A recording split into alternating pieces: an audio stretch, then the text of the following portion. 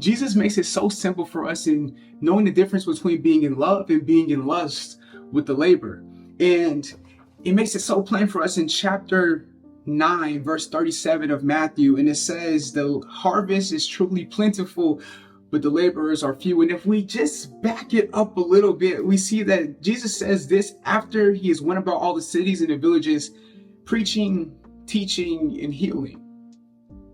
And after this, he sees all the multitudes of people, and he's moved with compassion because they were weary. In other words, they were tired, and they were scattered. In other words, they had no direction, they had no guidance, like sheep having no shepherd. And if we were to read ahead in John, Jesus announced that he is our good shepherd. And it takes us back to the verse that I said in the beginning, is the harvest is truly plentiful, but the laborers are few, which then begs the question, what labor have we been so caught up in lust for that we've never given ourselves the ability to love what God has designed us for? That starts to bear the question, why are we so caught up with man's applause that we have turned a blind eye to what God has already anointed?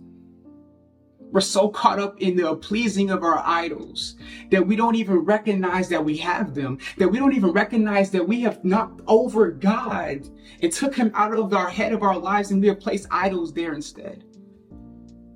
We've got so caught up in the lust of the things for this world that we never give ourselves the chance to love the things that God has designed us for, the labor that God has designed us for.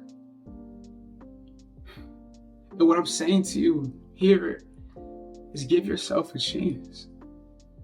Give yourself a chance. Stop trying to please the idol. Stop trying to get rich or die trying, when Jesus has already told you that the harvest is plentiful, but the laborers are few. So what I'm trying to get you to understand is, stop doing the work that only you benefit from, but rather do the work that, instead of pleasing the idols, it pleases the Lord.